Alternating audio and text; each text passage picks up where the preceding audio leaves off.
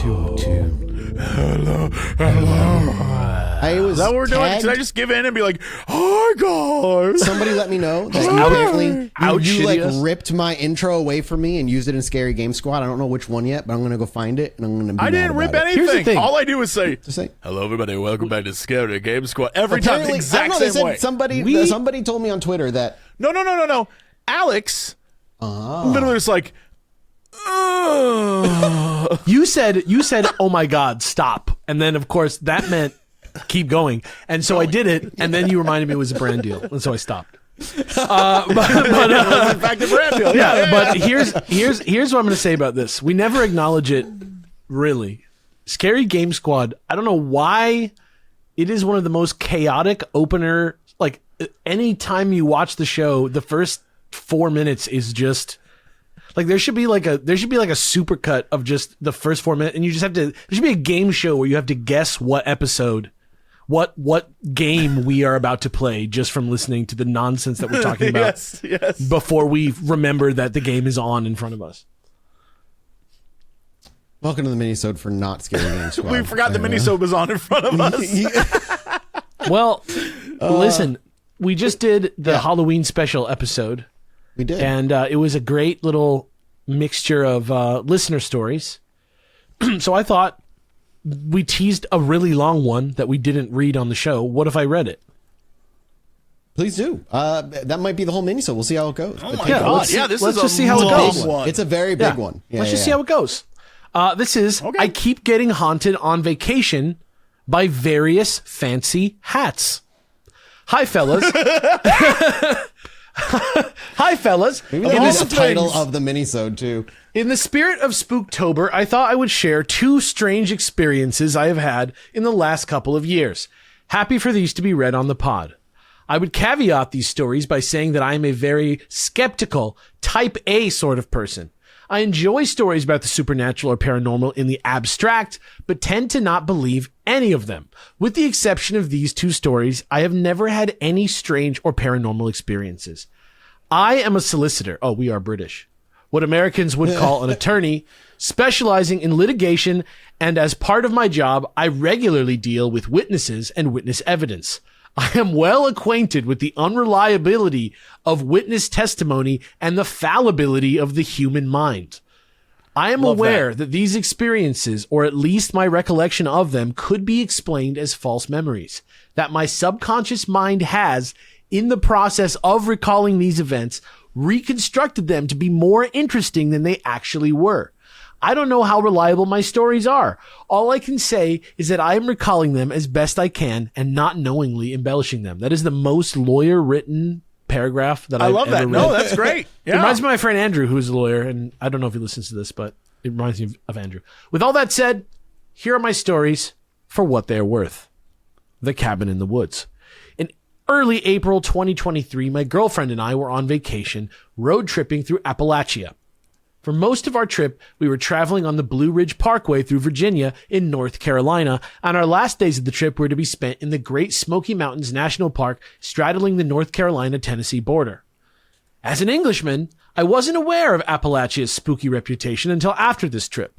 I knew that outside of the tourist areas, the region was known for post-industrial decline and poverty, but being from an ex-mining village in northern England, I was used to that. I didn't know that Appalachia was supposedly a supernatural hotspot, or that the area had such rich paranormal lore.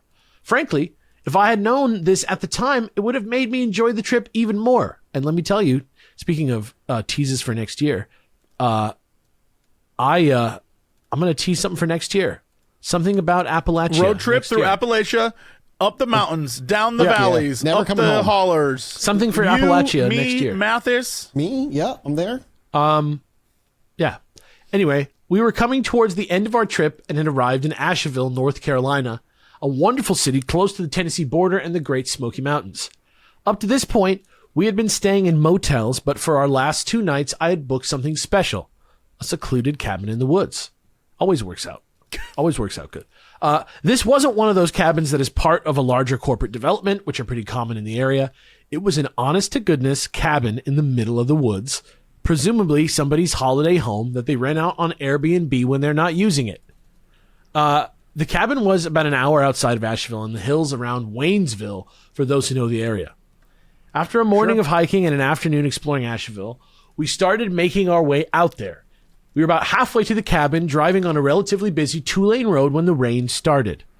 It rains a lot in England, but notwithstanding the occasional tantrum, English rain is insipid and drab. Another very English sentence. A constant drip rather than a torrent. This was different. It was biblical, relentless. It pounded the roof of the car so hard we couldn't hear the radio. The wind that accompanied the rain was shoving the car while I was driving and violently shaking the trees flanking either side of the road. I had never experienced anything like it.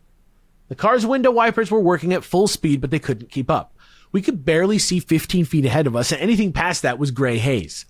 Eventually, the traffic was forced to a dead stop, the cars waiting until the sky spent itself. Within 5 or 10 minutes, the rain had slowed to a dribble, and cars started moving again. I drove the rest of the way to the cabin very carefully, dodging pieces of tree in the road and trying not to aquaplane into oncoming traffic.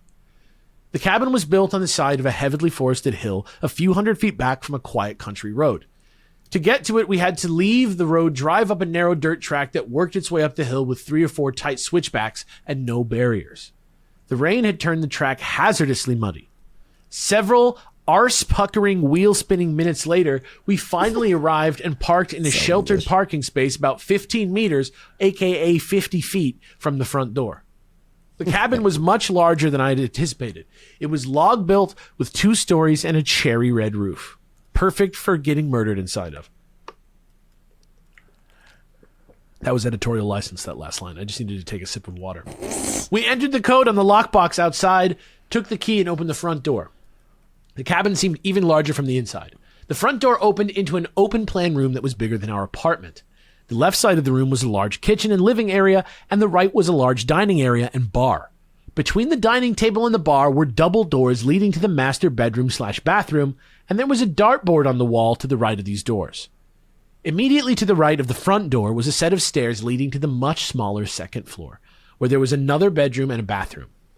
We were slightly overwhelmed by the size of the place. I was expecting something much more snug, but after a moment, we lugged our suitcases in from the car and started unpacking. We were about an hour from sunset now, and it was starting to get a little dim, so I flipped a light switch. Nothing. We tried all the other switches in the cabin to the same effect, then found the circuit breakers and flipped them, but no change. The power was out, and the sun was going down. While we were running around flipping switches, we also noticed that there was a leak in the ceiling in the middle of the living area, so we took a pan from the kitchen and put it on the floor to catch the water. I was relatively relaxed about the situation, but my girlfriend was getting agitated. She spooks easily and is the sort of person who has sleepless nights if she watches a horror movie. We were literally in an isolated cabin in the middle of the woods in Appalachia with the sun steadily going down and the power out. We had no flashlights other than our phones. Nobody knew where we were. We had no phone service, and we'd have to drive down a treacherous, muddy track to leave. This was the closest we had ever been to the opening scene in a horror movie, and understandably, she wasn't loving it. Things weren't looking great, so I tried to call the owner of the property, pacing to every corner of the cabin to get service. Eventually, I got a bar of service on the deck outside and got through to him. He was nice enough, but he lived in New York and wasn't much help. He told us that the roof was prone to leaking in heavy rain. He asked us exactly where the leak was and told us to leave the pan there to catch the water and that he would take a look the next time he was there. Regarding the power outage, he looked something up while we were on the phone and told us that the storm earlier had knocked out power for the whole area and that we just have to wait until it was fixed. Apparently this happens a lot and it's usually fixed the same day. Having spoken to the owner, we decided to wait it out a little longer and see if the power came back before dark. At this point, I began checking the rest of the ceilings in the cabin for leaks, and that's when I noticed the ants. Ants were all over the cabin. God. They were on the floors, the walls, the dining table, the kitchen counters, everywhere. The weird thing was that the ants were all dead. Dozens and dozens of dead ants, huge by my English standards. They weren't dry or desiccated either. They looked alive, fat and fresh. It was odd, but frankly, it infuriated me more than anything. We had saved months for this vacation. We paid a lot of money for this cabin, more than we could afford, really, and thought it would be a nice romantic memory for us, and instead we had a leaky roof, no power, and a carpet of dead insects. I hate ants. I hate mess. I hate feeling like I don't have control of a situation. So I started cleaning up the ants. I couldn't stop the roof from leaking. Send them in your windows, everybody. Send them in your windows. It works like a trick. I couldn't stop the roof from leaking. I couldn't get the power back on, and I couldn't make the woods less creepy, but I could get rid of the ants. I spent the next 20 minutes or so scouring every square foot of floor and wall, picking up dead ants in tissue paper and dropping them in a plastic bag. Eventually, I came to the dartboard at the far end of the living room next to the doors leading to the bedroom. The dartboard was at head height with a short cabinet directly beneath it against the wall. I inspected the board carefully. The black cork of the board would hide any dead ants well, so I put my face right up to it, spotted a couple, and plucked them off with my tissue. There were no darts in the board, so I checked the cabinet beneath it and found some tired-looking board games and 3 darts. I left these where they were and carried on with my ant cleanup. While I was doing this, my girlfriend was sat nervously in the living area at the other side of the room. Around the time the sun left the sky, but before twilight was replaced entirely by night, we decided that we couldn't wait any longer and we would not be staying in the cabin. We wouldn't have time to repack our things and get our suitcases in the car before night came down completely, and I didn't like the idea of driving down the muddy track in total darkness, so we decided to leave our things as they were and head to a hotel with only our backpacks and toiletries. We closed all of the curtains, made sure all of the doors and windows were locked, and left. We spent an uneventful night in a motel about an hour away and drove back to the cabin at around 9 a.m. the next morning. About 10 minutes away from the cabin, we saw a crew working to remove a fallen tree from some power lines.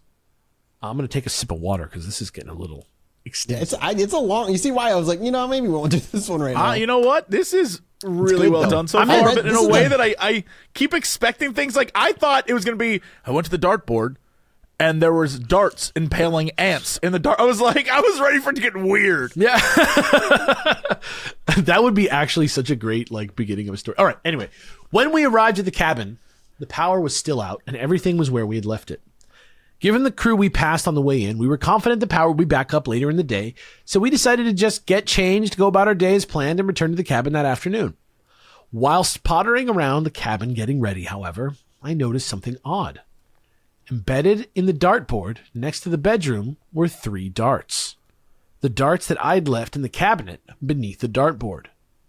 The darts didn't look like they'd been placed there. They were distributed on the board in such a way that it seemed like someone who wasn't very good at darts had thrown them. I stood staring at the board for 30 seconds or so, trying to figure out how this had happened. I'd been there only half a day earlier, and the cabin's 3 lone darts had been stored away in the cupboard, not in the dartboard. I had my face right up against the board looking for ants. If there were any darts in the board at that time, they would have taken my eye out. I also knew that in the time between me expecting the dartboard and us leaving the cabin, my girlfriend hadn't left her seat in the living room.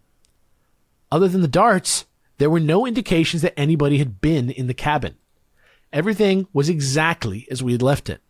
All of the curtains were still closed. The doors and windows were locked. Our stuff was in and around our suitcases as it was the night before, and so much water had dripped from the leak in the ceiling that it was spilling out of the pan we left there to form a doormat-sized puddle on the living room floor. If the owner, who lived in New York, or a workman had come in to fix the leak, why hadn't they fixed it? Or at least emptied the pan? And if somebody had broken in, why were there no signs of forced entry, and why were our valuables untouched? It was also very muddy outside, given the storm, but there were no footprints inside or outside of the cabin other than our own, and no tire tracks. I was racking my brain trying to think how these darts had gotten in the dartboard, and I just couldn't rationalize it. As much as it didn't make sense to me, I decided that I must have had a lapse of memory, that in the confusion of the previous night, for whatever reason, I must have put the darts in the board and forgotten. In any event, I resolved to leave the darts where they were and not tell my girlfriend about it. I didn't want to pay for another night in a hotel, and I knew she'd refuse to stay here if she thought someone or something had been in. We went about our day as planned, driving through the Great Smoky Mountains National Park and hiking a few trails. That is the equivalent, by the way, of getting bit by a zombie and not saying anything. Almost.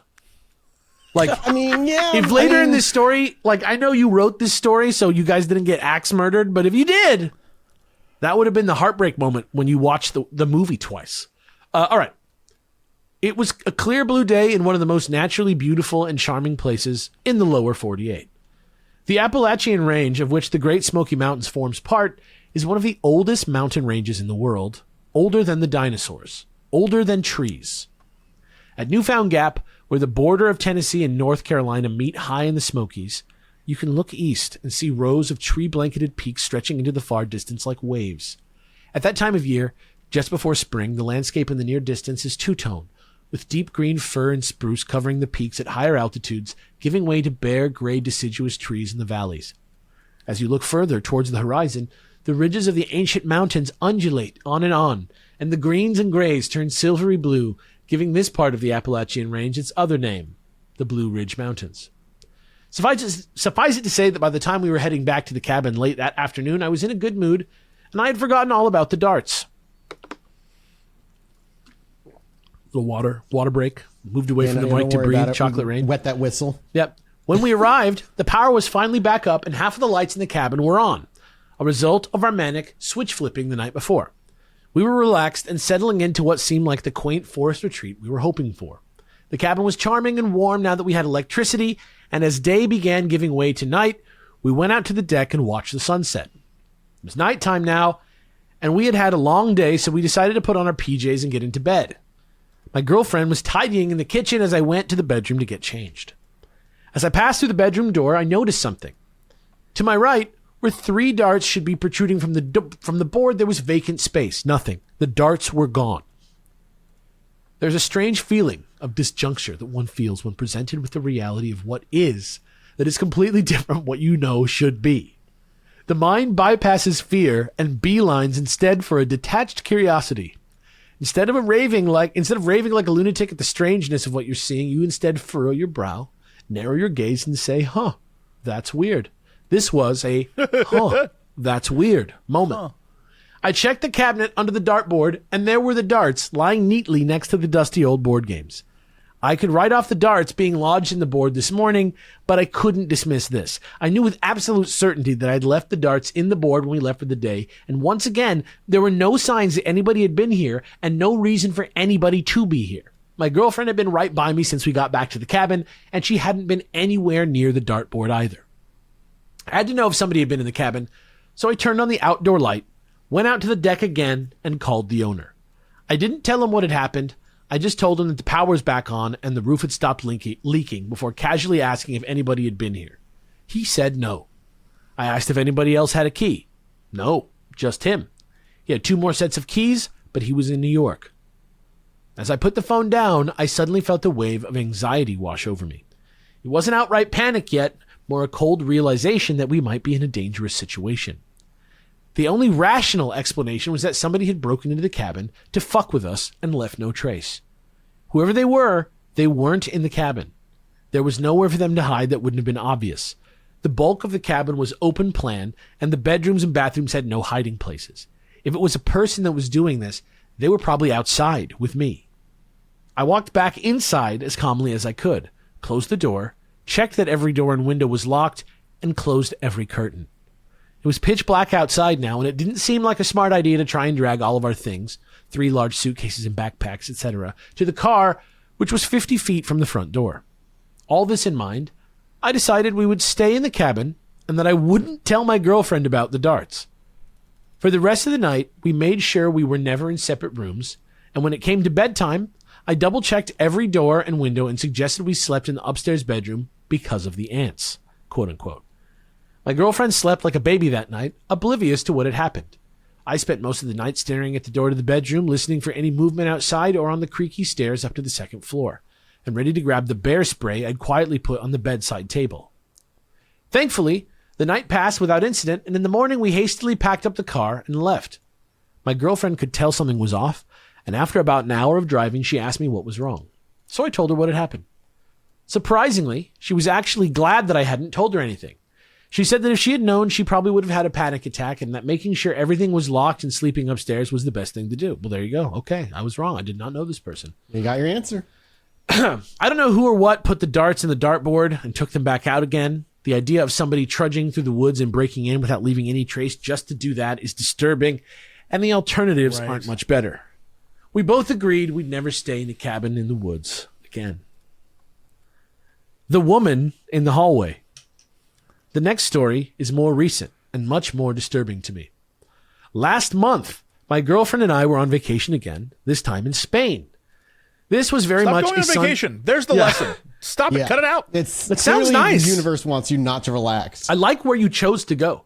This was a very much a sunbathe by the pool like a lizard and chill the fuck out kind of holiday, and we were staying in the type of all-inclusive hotel that is par for the course in Spanish beach resorts. That's a hard one to say. Spanish beach resorts. Our hotel room was about as normal as you can get for this sort of hotel. As you entered, there was a long hallway with a bathroom on the right and a wardrobe on the left. The hallway led to a normal hotel bedroom with a double bed and sliding doors at the far end that led to a south-facing balcony. Everything in the room was white, cream, or light wood, and the sliding doors let in a lot of light. The hotel had been recently renovated, so everything was modern.